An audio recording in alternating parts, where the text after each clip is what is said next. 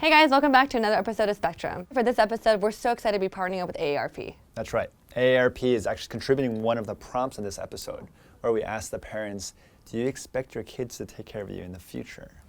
Ooh. So this is something I'm actually talking to my mom about already, so we hope this episode encouraged you guys to start the dialogue as well. That's right. Make sure you stick around to the end where we're going to share more about AARP, but for now, enjoy this episode of Spectrum. I was valedictorian of my junior high, and my dad said, it's only junior high. Getting a B was like getting an F, you know, the Asian F.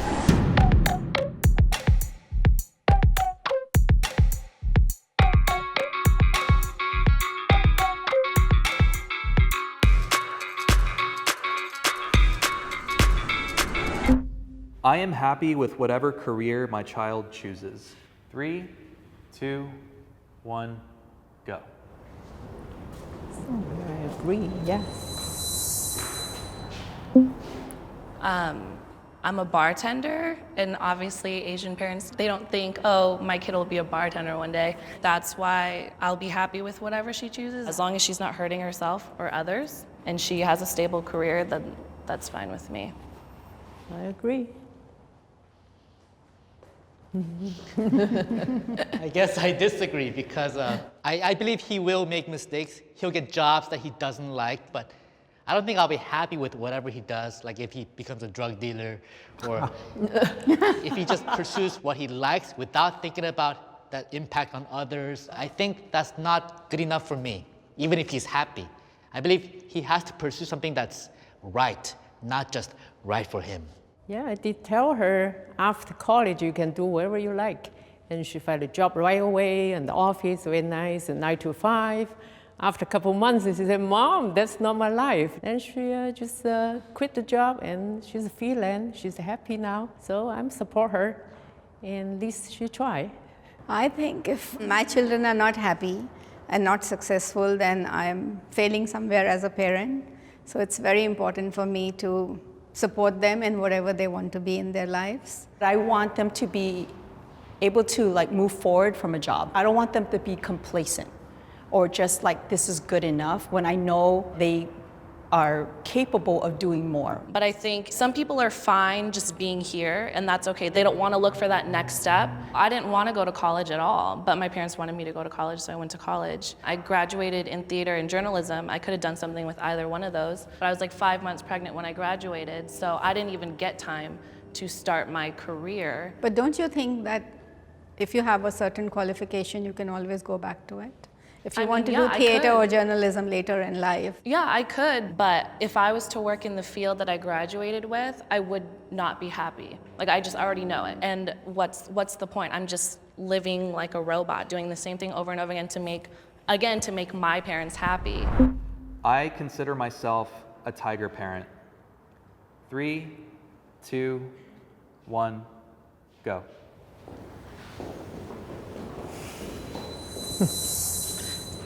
When I was growing up, I was valedictorian of my junior high, and my dad said, it's only junior high. Getting a B was like getting an F, you know, the Asian F. Okay, if he gets an F, yeah, that's bad, but a B is not an F. And my mom, she was always pushing me to be a doctor, so I knew growing up, the one thing I didn't want to be was, I never wanted to be a doctor. And I'm going to be more lenient because I know if I push him too hard, it's going to backfire like it backfired on my parents. My expectations was for them to go to college at a minimum. And that's one thing I always stressed. At least I would try to provide tutoring if they needed it. I didn't expect them to come home straight A's or things like that. As long as I knew they were doing the best that they could, and then I helped them as much as I could. I think I'm a very friendly mom to my kids. Maybe because my husband is a tiger dad, and I'm always trying to balance, so one is enough in a house. Frankly, I'm so surprised to see so many of you guys here. I was expecting most of you to be here, because that's almost a reputation that Asian parents are, tiger by nature. I don't agree with you. I'm Asian, very Indian, but I'm not. Yeah, it's hard to find a balance. Yep. You cannot. It's also about trusting your children. They know what's best for them. Well, that's why it's not sort of pushing them, it's sort of pointing them in the right direction. The question is, yeah, pointing them doesn't mean you have to be a tiger parent. You can do it softly, politely. They understand. They're sensible. But there's different degrees of tiger parent. You've heard the extreme. I think everyone finds their own tiger parent in themselves of what you think works for your family. Parenting doesn't come with an instruction book. No, not So at all. every parent is different and every child is different. Yeah. I believe it is sometimes appropriate to use physical discipline on children. 3, 2, 1, go.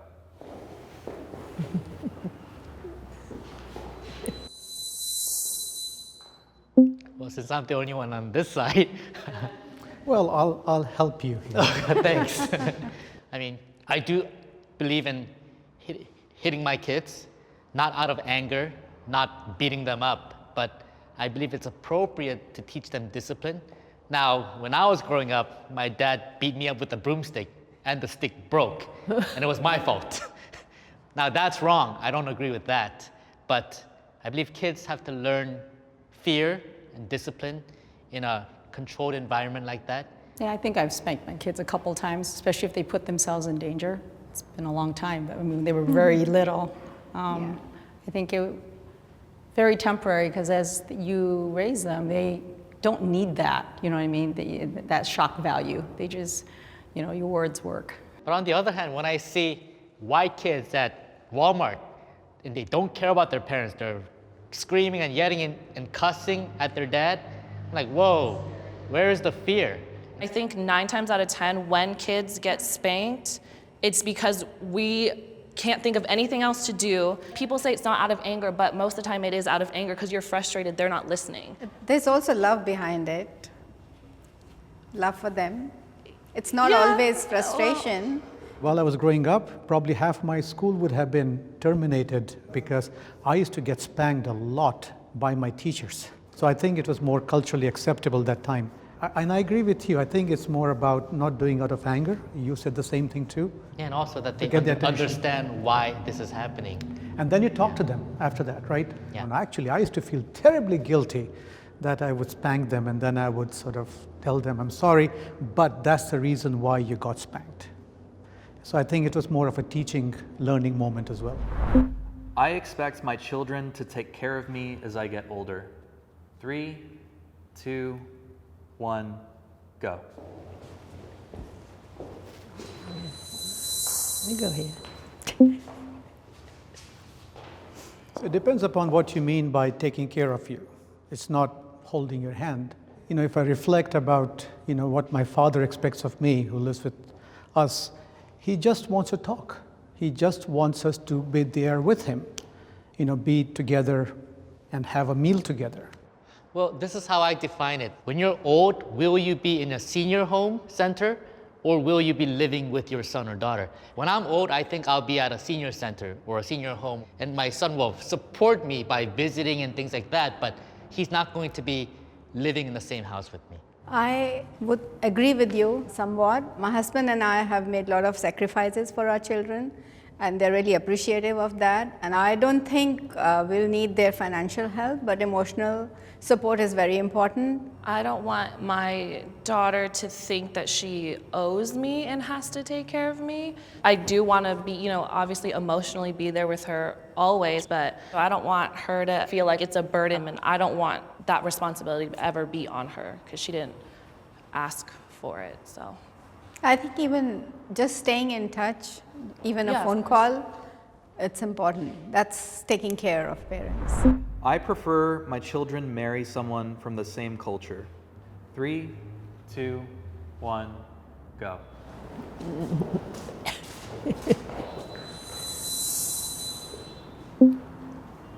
I think it should be children's choice who they want to marry and spend the rest of their lives with. I'm an Indian and my daughter-in-law is Chinese, and I'm very happy with my son's decision. My dad told me that I have to marry someone who's Korean. The reason he gave was because of the language barrier and the cultural barriers. But that doesn't exist for me and my son anymore, because I could speak his language and his culture perfectly fine. So he could marry whoever he wants. I was always told, you know, marry Asian, marry Chinese. My kids can marry whoever, but at the same time, I think for myself, it'd be nice if they married someone similar in the sense of just at least values and things like that. That's us. You know, we so are Asian Americans, but our children are more Americans. They don't think like that. They've expressed to me that they would prefer to marry Asian. My children Maybe have, because they're younger. at one time. They're right? young? Are they younger right now? Oh, no. They're adults. And that's what they told me. But if they choose not and they change their mind, I'm okay with that too. I would be comfortable talking to my children about dating and sex. 3, 2, 1, go.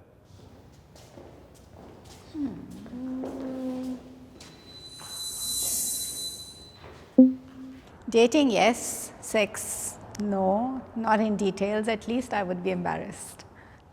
I don't think my children would be comfortable either. I wish that they would have talked to me more about stuff like that. Like, I found out everything on my own. Again, I think it's just a lot of Asian families just don't really talk about stuff like that. They don't really talk about dating, sex, feelings. That's why they have sex ed in school, right? They want to listen.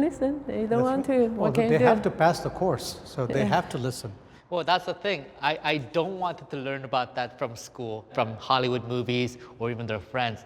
I want them to be able to see my perspective, not that they have to agree with me, but I want to be the primary teacher of those things and not learn from sex ed from school. I would be proud of my child if they identified as LGBTQ+. 3, 2, 1, go.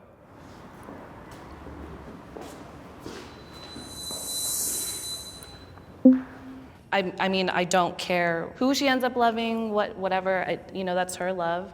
It's whatever she wants, and that's fine with me.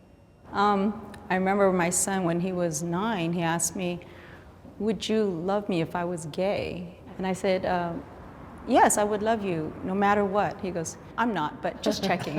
And he was 9 years old when he did that. And I just started laughing, and I was like, I guess as a parent, you don't deal with it until that comes up. Kind of wakes you up a little bit. When I was growing up, the term didn't even exist. There's still countries in the world that don't talk about it and don't show it in the movies, and they're actually censored. And the place where I grew up, it was a taboo.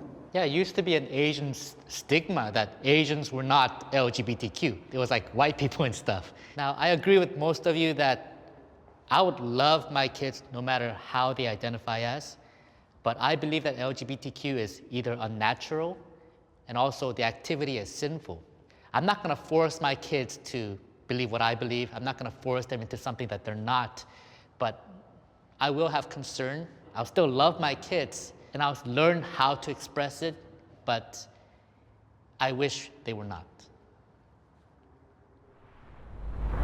I believe Asian Americans are a model minority. 3, 2, 1, go. Yeah. I always hear this from my friends who are not Asians, who say, you guys do it right. You focus on education, you focus on family, you focus on making sure that you're actually connected to your roots.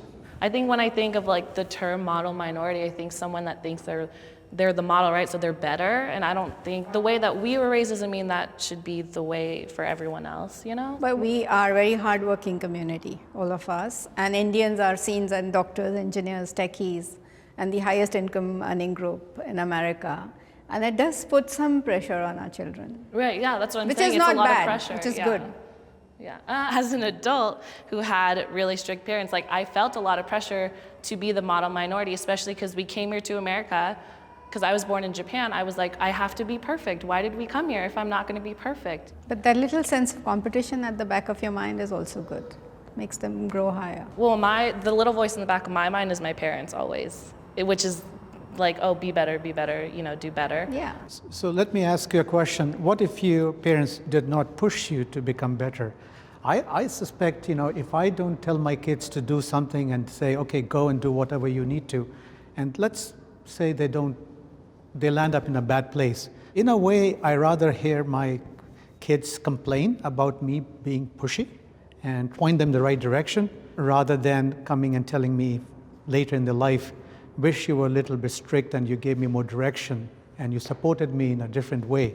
Right, that's why I think a little bit of pressure is good, but too much pressure will break anybody. And I Balance. think Asian Balance. families don't know what the breaking point is. And we're still learning. I mean, me as a parent, and what I don't want. Of Like, course. I want to be a grandma, but that's not what my daughter wants right now, maybe. But you know, it's their choice, it's their life. I'm not gonna. Yeah, we are different generations. It's You're a younger than my daughter. Yeah. So Yeah, when we're yeah, talking, our generation's a we little talk things different. And different. I think your openness is great. You're seeing things a lot brighter, whereas I think maybe I was more old school. I don't know.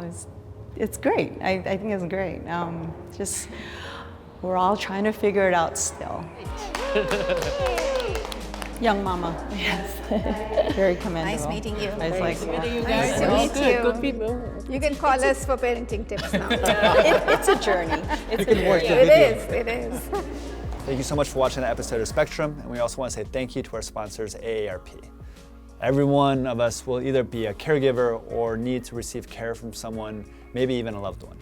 Caregiving is an inevitable part of life, and often caregivers are unprepared. And sometimes it could cause strains in our finances, in our relationships with our family, and it's super stressful, but luckily we have AARP here to help. If you're not familiar with AARP, AARP is one of the largest nonprofit organizations that works to improve the lives of those who are 50 years and older.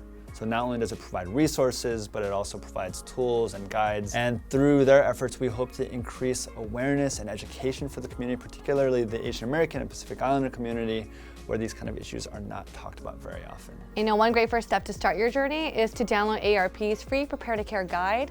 It provides 5 simple, easy to understand steps to take care of your loved ones in the best way possible. Yeah, make sure you check them out. Go to aarp.org/AAPI. Go and click on Family Caregiving in the main menu. And we want to say thank you once again to our sponsors, AARP.